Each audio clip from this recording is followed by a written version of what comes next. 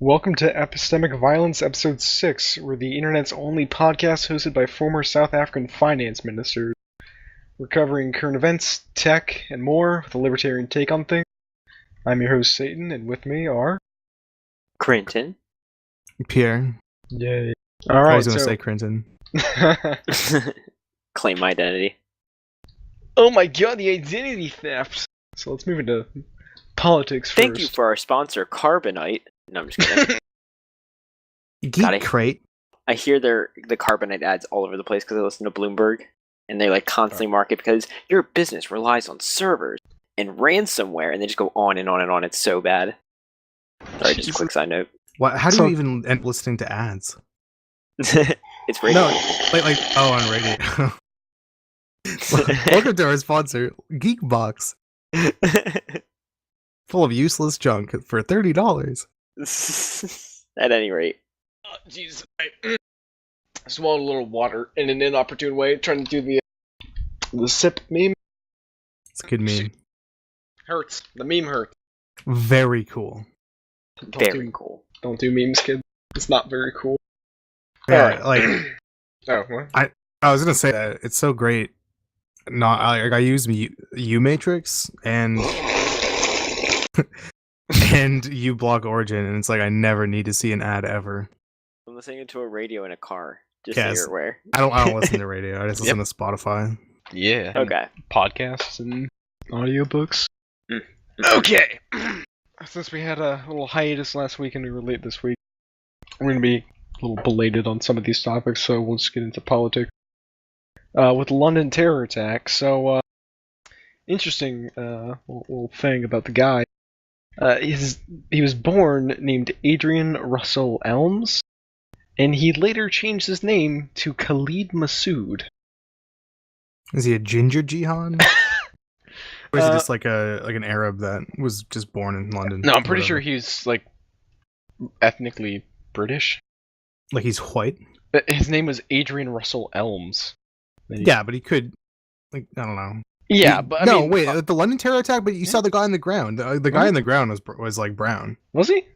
Yeah. Oh, I don't really remember. But yeah, he changed his name to Khalid Massoud, and just reading the the wiki article. It says the Metropolitan Police were working under the assumption that it was Islamist related. I think that's a pretty safe assumption there, but I love when they're like, we can't find a motivation for this attack. Yeah, this is in the section on motive. Mm-hmm. It's we're assuming it's about Islam, but we're not sure. I was fucking. The country's been at war with various Islamic countries for over a decade now. I think they're still active in Islamic parts of the world, and you're just gonna assume. Yeah. Not to mention they're responsible for the creation of Israel. Mm-hmm. I think. I had a friend get super triggered. At his other friend, who even insisted that that having gun ownership be back into British culture and legality would have had any effect on this. And to one extent, I agree because the thing was over in 3 minutes before the police literally blew him up. Yeah, but the police had 10 cops surrounding him, and they couldn't do anything because he had a knife. Right, but and none of them had with the whole. But here's the thing: I kept saying, I mean, technically, yeah, I don't necessarily disagree, but it is possible that someone who is British, not necessarily a tourist, who's got hit by the truck, would be just on the other side of the bridge, not in the truck's way. But oh well. Yeah, that didn't work out so well for. I mean, he's like a Bernie Sanders type, but he's super triggered over it. Since we're a little bit late on things this week, that that kind of mentality didn't work out well for the Archduke. Mm-hmm. Guns were legal in Serbia or Bosnia, and he still got murdered, dude. Sorry, I've been binge watching The Great War. Oh man, it's such a good series. But yeah, the whole the coverage on the London attack was really weird. It took a while for them to say who it was, which is always a good sign. Because was it the Coulter rule that the longer it takes for the media to reveal a name or picture, the more likely it's not a Christian white male? I wouldn't put it past today. Sounds about right. Yeah, and I believe the British government's also using this as an excuse to crack down on further encryption. Like they're targeting WhatsApp, Signal, and a couple other apps that use encryption for communications, which makes no fucking sense because this guy was apparently a lone wolf. Right. Wait, what did he send to? He sent messages to himself. Like, don't forget to do terrorism today. And that's another thing too. I don't get how they're going to how they're going to do anything about that, because I'm pretty sure Signal doesn't even have your keys. Like the keys are stored on your own device. So what are they going to do? Force them to show them the encrypted traffic? Like, oh, they'll find a way to be fucking shitty about it. Yeah, but unless they just like straight up backdoor every phone, but I can't see them going that way. They're probably going to want the apps to build a backdoor, but it's impossible in Signal's case, I believe, because they don't handle any of the encryption. Yeah, but I don't think being uneducated and wrong has ever stopped the British government before, so. It's true. British in general. Okay, so shall we move into South Africa? Tell a little about what's going on in South Africa. South Africa, I believe the credit rating was downgraded from a triple B to a BB plus, and let me find this one Guardian article that I found is not the most helpful. I think the one on the ANCAP sub had a better article. But yeah, they got their credit downgraded and a bunch of other shit, like the president. Or, I don't know if he's some important guy. Yeah, Jacob Zuma. Yeah, he's the president. Yeah, the president of South Africa. He's being urged to resign over being an incompetent retard, I believe. And from what I've been told, oh Jesus! All right, this article started playing a video. That's wonderful. Dude, I hate when they do that shit. Fucking hate it. Yeah. Dude, install uBlock. I mean, not uBlock. uMatrix. Yeah, I'll get around to that. It's so good. So good. Yeah. From what I've read on the ANCAP subreddit, South Africa's got one of like the craziest welfare states where they've got like 17 million people, I think, on welfare, and only like a few million actual taxpayers. And the all the people on welfare, the blacks, they're just gonna keep voting for the ANC party, and so they'll never put a stop to the death spiral that they're in now. Oh, that's the crazy thing too, is that they have like ridiculous, like what is it called? Like diversity quota, equal opportunity. It's insane. It's like you have to hire, maybe like 5 black people before you can hire a white person.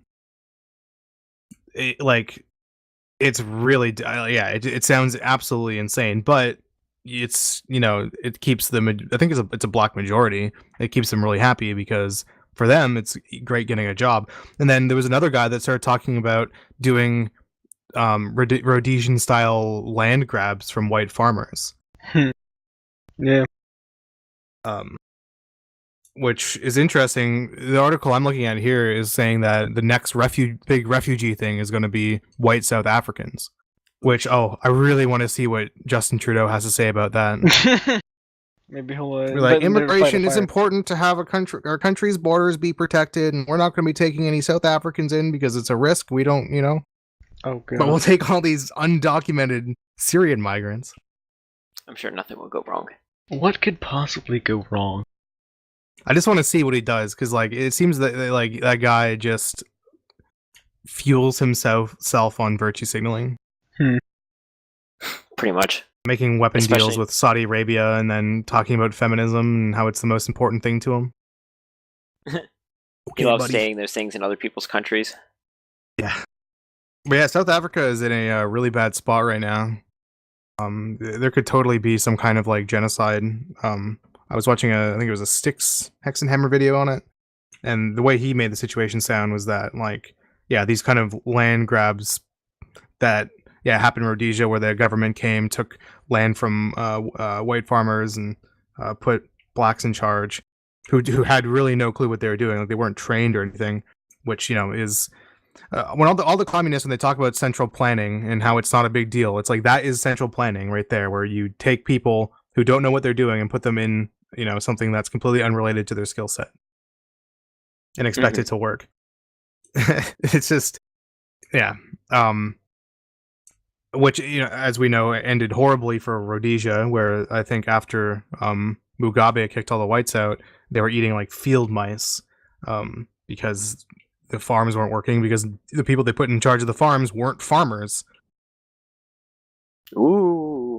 Yeah, really, real big surprise there. So, yeah, that happens in South Africa. It's going to be very interesting, especially because of all the European and Western companies that operate there, especially for mining. Where I live, in a mining town, there's tons of people from South Africa that live here. And yeah, it's going to be like pretty crazy. Yeah, you think so? Yeah. I'm actually not really looking forward to it, because there's going to be a lot of mining talent coming to the area, and it's more people I have to compete with. So I want closed borders. Lock them up. All right. Want to move into the St. Petersburg bombing? Yeah, dude. What's St. Petersburg bombing? I never heard anything about it. I didn't even know they were sick.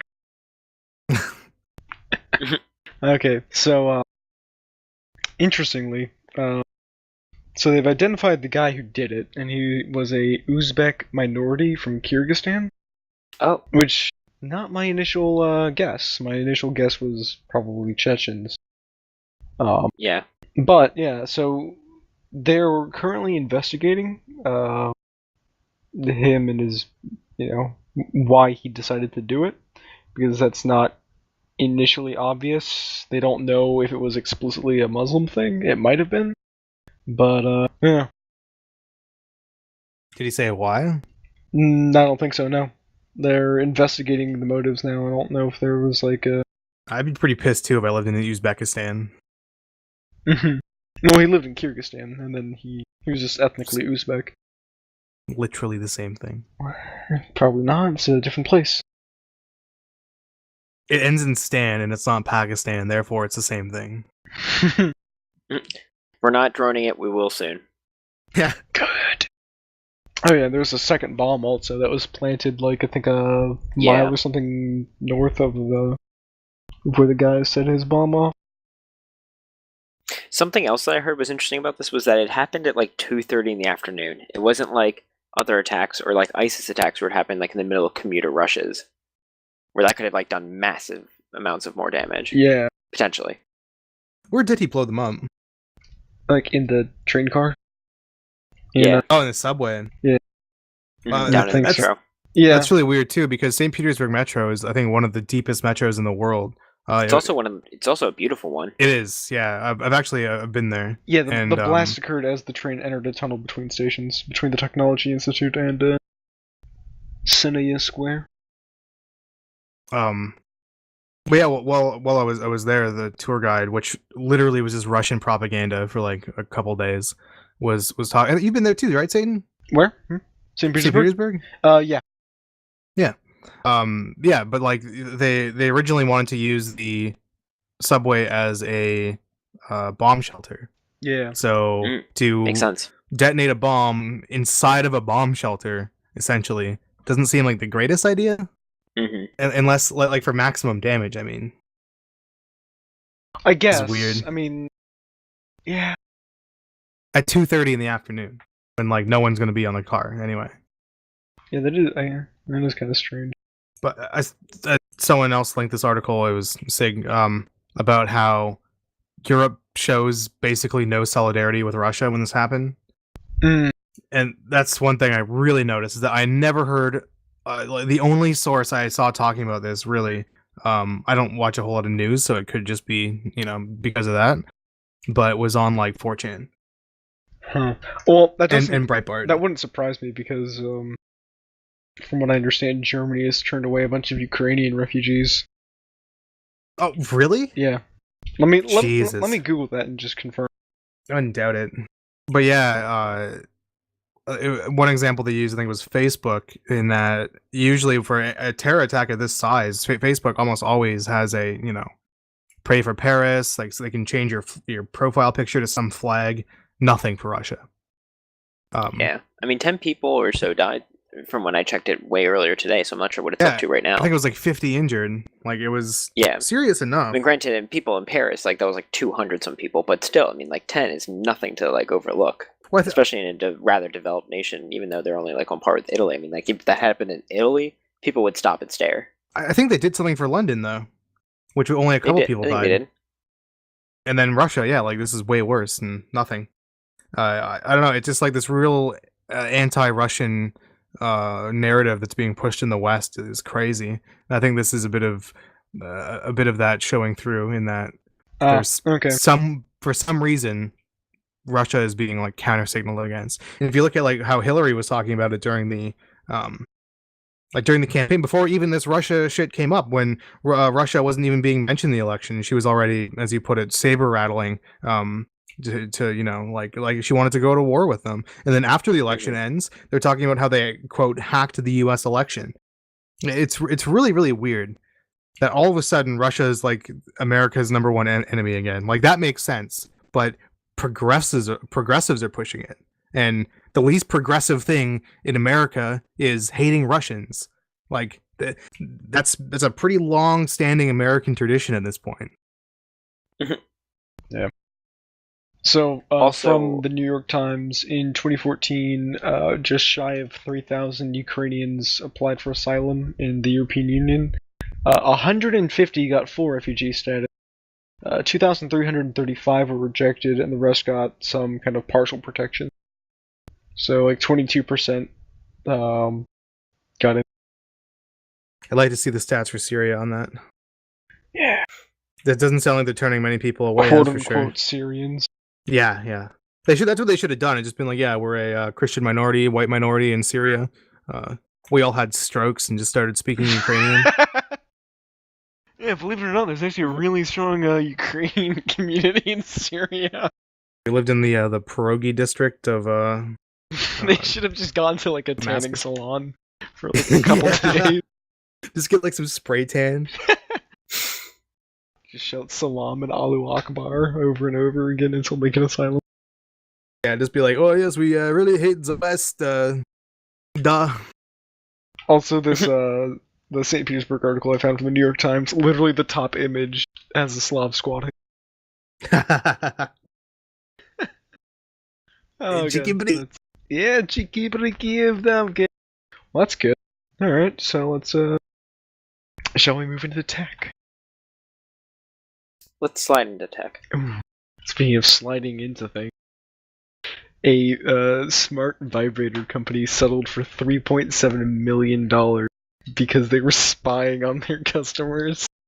How are they like? Oops. How are they spying on them? Just like telemetry? No, like it was connected to a smartphone app, and they were monitoring the like activity of the app with the accounts. Oh yeah, so just like literally telemetry, like how often they're using it. They're not like taking the settings and I mean, yeah, I'm not really that surprised. I don't get why they wouldn't have just put that in their terms of service. You would think. Like I doubt anyone would care if they're like, yeah, we'll collect usage statistics. No one reads that shit. Yeah, it sounds really really dumb. I just think it's fucking hilarious how Internet of Things is continuing to be shitty. Oh, it's spectacular. That and yeah. So maybe we'll see something about that at DEF CON. That'd be fun. Definitely. Cannot wait. Alright, who wants to suck Elon Musk's dick? Me. Said every investor nowadays. Yeah, he successful. Oh, you want to go, Critton? No, go for it. He successfully, SpaceX, reused a booster that was used in another launch. So they took, it took 4 months to give it the okay. And they refilled it and sent up another satellite with it, which is really cool because it reduces costs for, which is the whole point of SpaceX's Falcon project. That you can land these boosters on barges, refill them, and then you don't have to build a new booster every time, which is a lot of money. So yeah, it's crazy. It sounds like they're going to do another launch soon. I think on the 17th. I have if you go to their YouTube channel, you can get notifications whenever they go live, and you can watch the rocket launch. Well, I mean, I can just go outside and see if there's a rocket flying away. Yeah, just first world things. I always find it funny when they fly over Africa. It's like this is taunting them. Very good, very good. Yeah, no. Hopefully that we get cool space travel soon, and dude, but he's working on so much other stuff like Solar City, Tesla, and then Hyperloop. Like Jesus, I think that's one thing that weirds me out is about him, kind too, is- of yeah, the Hyperloop is absolutely retarded. yeah, it's bullshit. A couple of things he said have been just really dumb. I don't know what his strategy is, if he's just kind of surrounded by yes men that are like, oh yeah, it's a great idea, or if he's just I'm a dreamer. Because yeah, the Hyperloop is not a good idea. Having a pressurized tube that everyone's sitting in, if that ever burst, it That would go turn you very into bad, very fast. yeah, it would be about as dangerous as space travel. Because you need to be in a pressurized tube. Now, if it was just slightly less air, maybe there could be, I think there's merit to the idea, but not full out the way that he was talking about it. not like something certainly around current materials. I don't know, a high altitude sort of thing. Try again in Try again in 2030, sweetie. Yeah, if they reduce the pressure to something that wouldn't kill everyone if it depressurized. Yeah. It would still be a lot less air resistant. I mean, you might even make, but even then, I don't think it would be less. I think flying still might be more efficient. Oh yeah, well, flying's just been. I watched a video about this last week, and basically they've just been constantly improving the. I think it's the 737.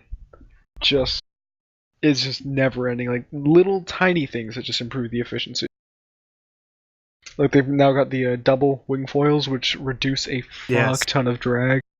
And some other cool designs from independent, or I say independent, not Boeing and Airbus, that are one of them's a double tube. You know how there's the single tube fuselage? They sort of got a ass to ass thing going on with the fuselage. Ass to ass. Yeah, and they got the they've still got some technological problems because of where they put the engine.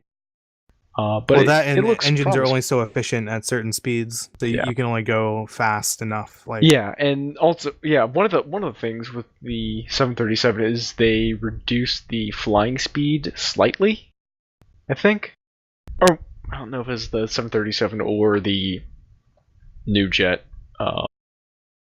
But something like reducing the flying speed by some small amount. Basically, it increases your travel time. A 3-hour flight becomes 3 hours and 18 minutes or something, and it saves tons of fuel. Yes. Yes. Yeah, it still triggers me though. I hate being I've flown in the past a lot, and I hate being on an airplane. I just stare at the back of my seat for 6 hours.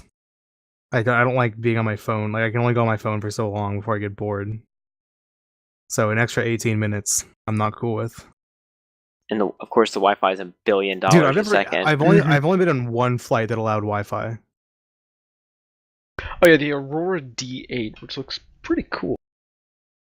It's yeah.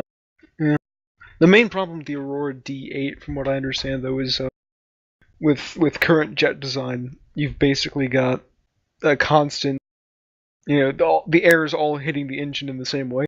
With the D8, it's different pressure zones at different parts on the fans, so that creates a shit ton of stress and would fuck up the engines pretty quickly unless they can get that. Have you watched any of the on YouTube? It's called Wendover Productions.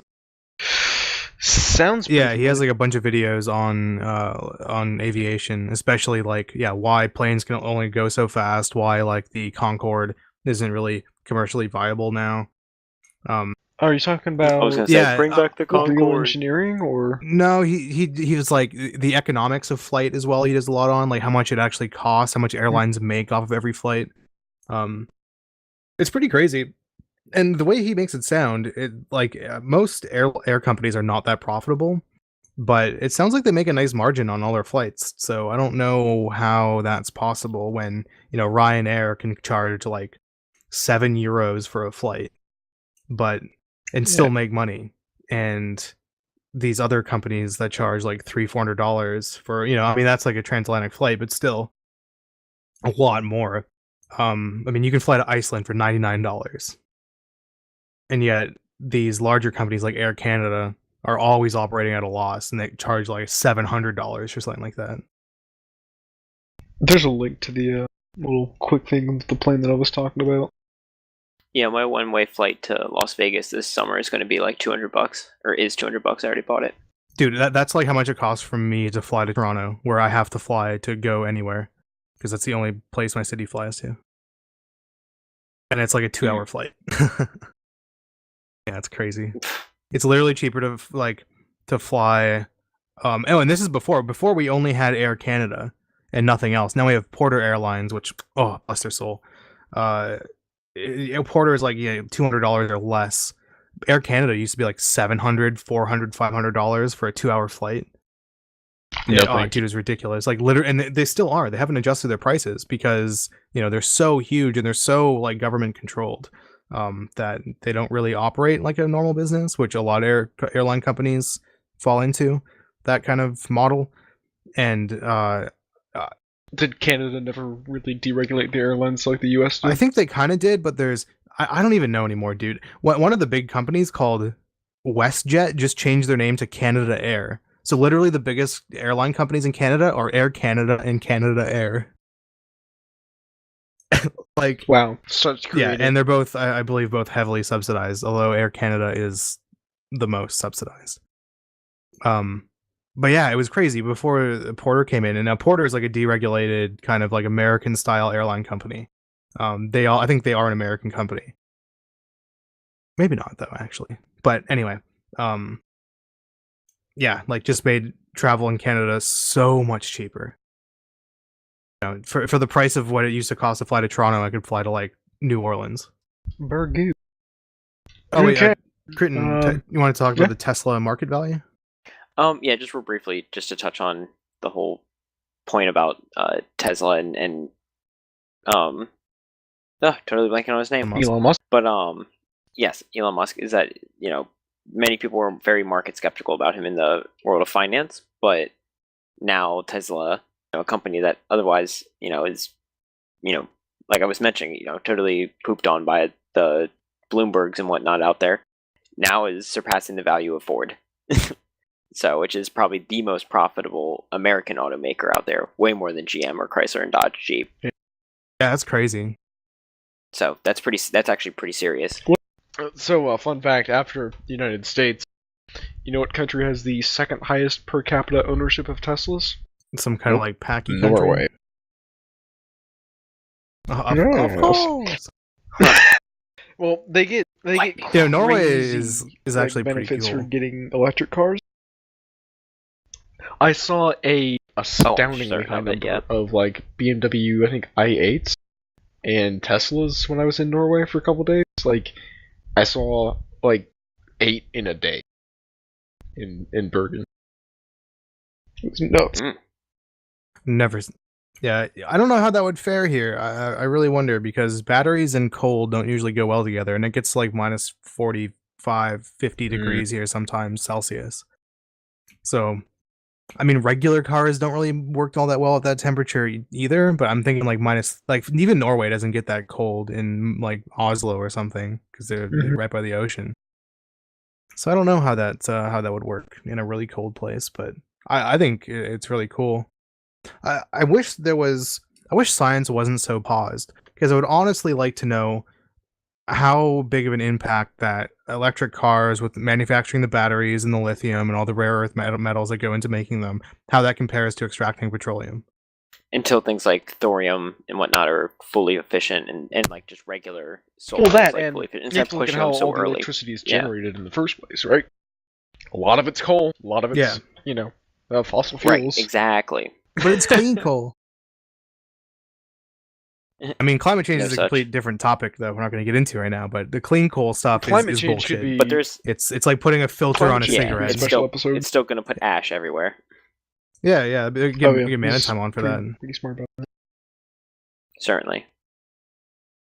I'm pretty interested about his stance on it, plus the fact that like a ton of methane is rumored to be about to be released from the melting permafrost in Siberia, and methane is Shit! about A 13 bath times is more gonna be potent than fucking CO2, allegedly. Heartbroken. He's a bath? black metal vocalist for a band called Immortal. One of their songs, he just screams the word permafrost over the span of like 30 seconds. It's great. Yeah, I'm sure he's going to be heartbroken. Is a little bit of a meme for Immortal fans. But yeah, clean coal is literally putting a filter on a cigarette. It helps, but it's not clean. You gotta be pure.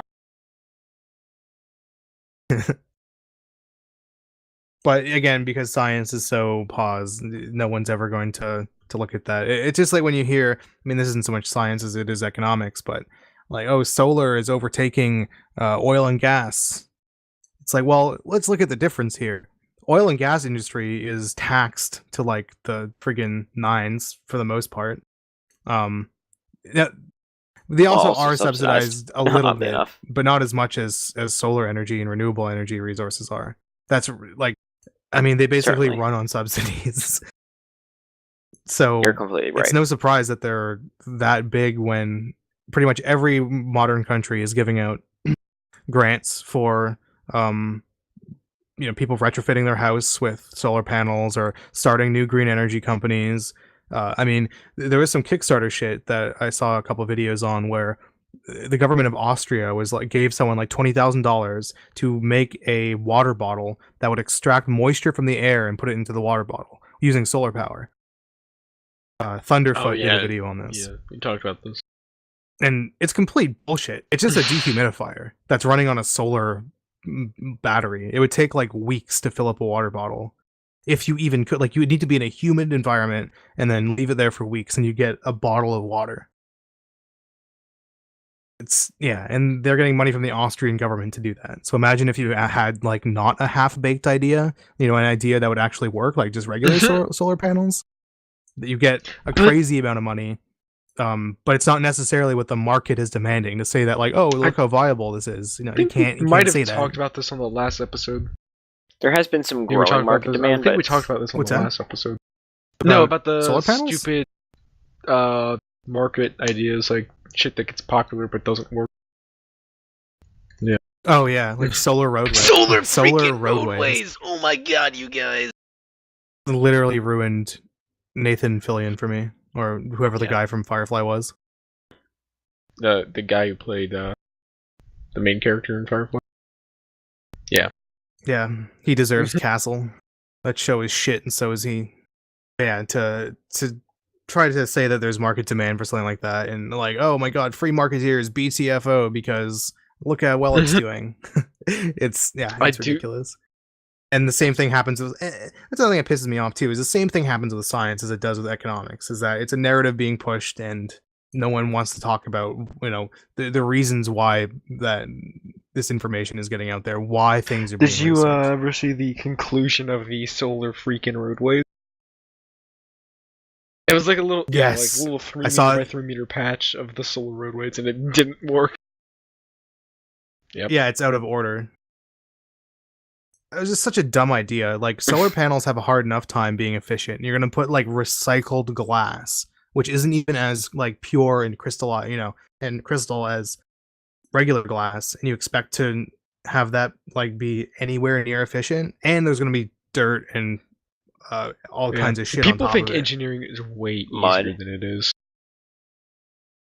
Yeah, well, they're designers, I mean, dude, it makes so much more. Like, the first thing that someone should have said to these people is like, why don't you just build a roof on top of the highway? It makes so much more sense. Put it on top. that way you can, it still keeps snow off the roads. It'd be better for colder climates and would reduce wear and tear on roads. And you would have full 100% efficiency across all of the highways because it would be a little hut above the, you wouldn't need to worry about replacing things. It'd be great. Yeah, I mean, unless like shit fell on it, but then that's not the hardest fix. You can just make it modular and swap it out. Yeah, exactly. I mean, that's still a stupid idea because it would cost like, but it's a literally much better execution of the idea. Yeah, for sure. Yeah. Shall we move into the media section?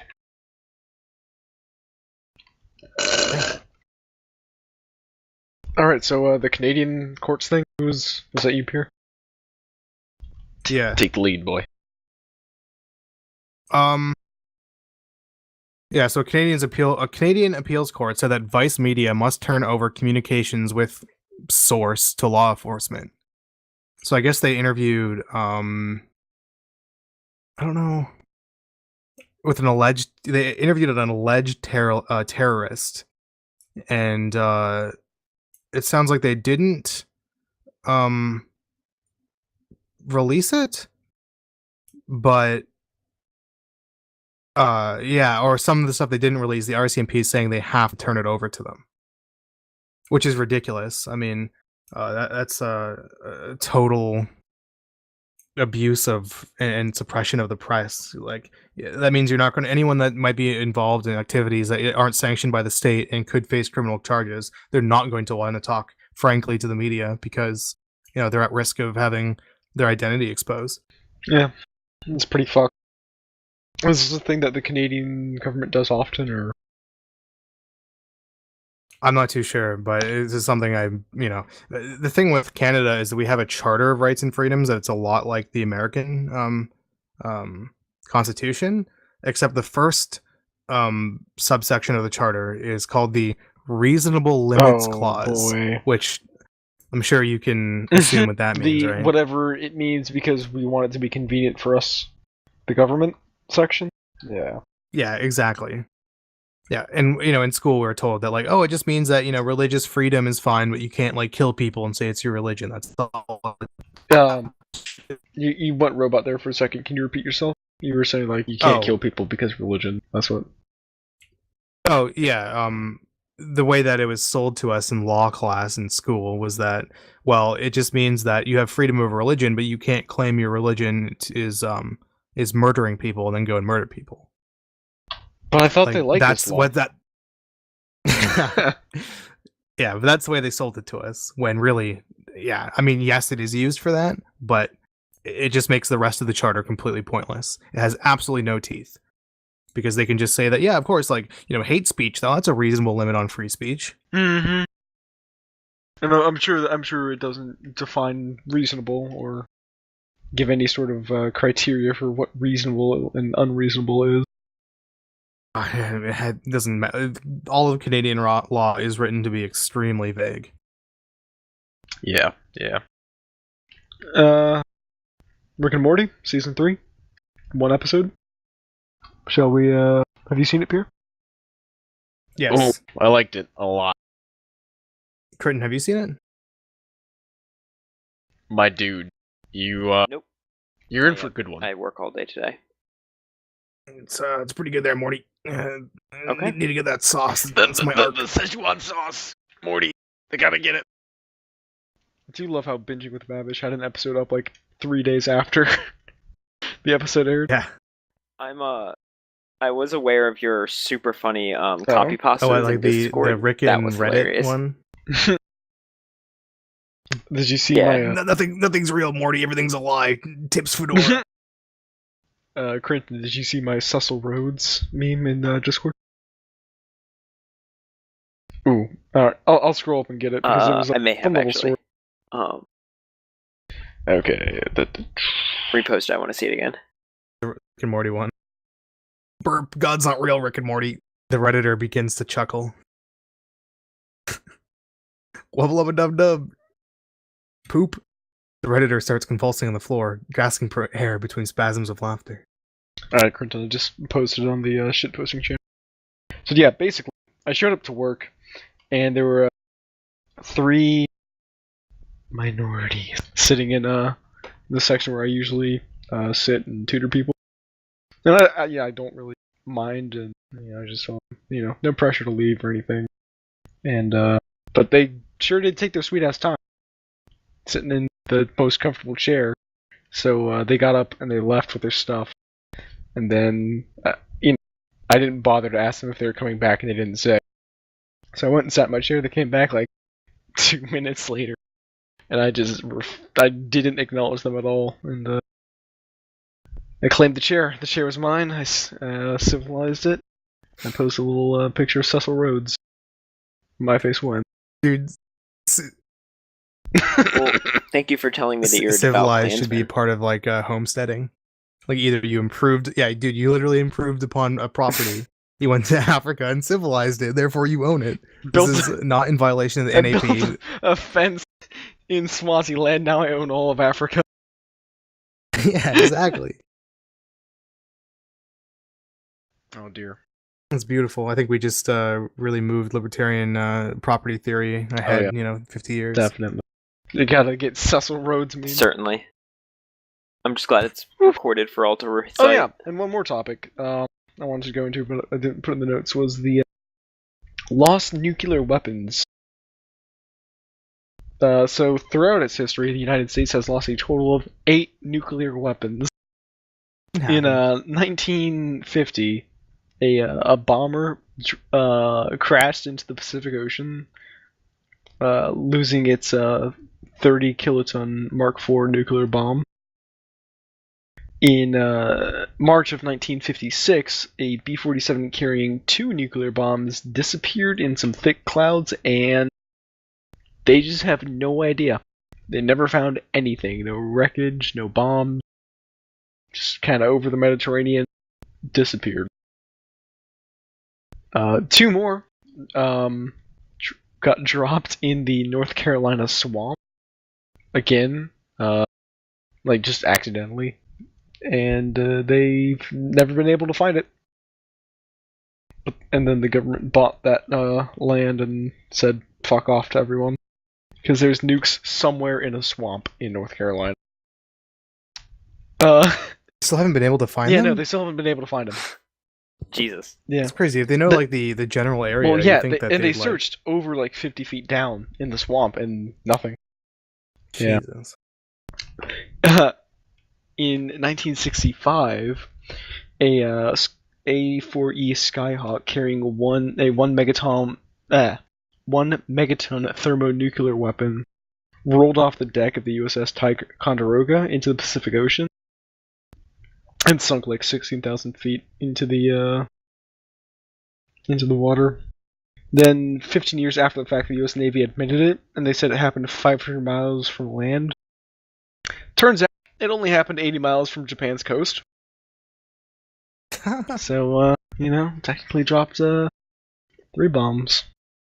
Now, if that were to go off, would that create a tsunami? Yeah, probably not. Probably not. At that depth, nah. Make some fucking weird... I mean, I don't even know if it would really affect anything at that a depth. bunch of weird jellyfish cancer or something, I don't know. Yeah, 2 more nuclear weapons were lost when a sub sunk mysteriously 400 miles from some islands or some shit. Oof, let me tell you about the nightmare fuel as being on a sunken God. What was that or a movie sinking we submarine. watched that was sort of the plot. Don't want to think about that. Oh, With, yeah. Ed With the magical friggin' jellyfish and thing. Ed Harris. Yeah. Yeah. Oh. Yeah, that was it. That was The Abyss. fucking... That movie had pacing issues and soundtrack issues. Yeah, when the thing goes by, they're playing this whimsical Happy-go-lucky music. Disney music, and it's an alien going through their ship. It's no, that's concerning. You almost all just drowned to death. You should be much more upset by this. Also, Russia has lost a couple nuclear weapons. A couple dropped the ice in Greenland. I don't know if that was from Russia, but yeah, they just lodged in the ice. They have no clue where they are. All right, well, A little short. Might append the Days of Rage to the end of this. We'll see how the editing works out. Well, if it's a little bit short, it's not that big of a deal. I Yeah, mean, no, it's fine. I mean, we've got that Days of Rage in storage for a reason. podcast comes in all shapes and sizes. I gave the actual book. Yeah, I gave the actual book to my grandfather to read first. While I'm finishing Fahrenheit 451. But I will definitely let everyone know how that book is once it's back in my possession. Alright, good stuff. That was Epistemic Violence Episode 6, and we're out.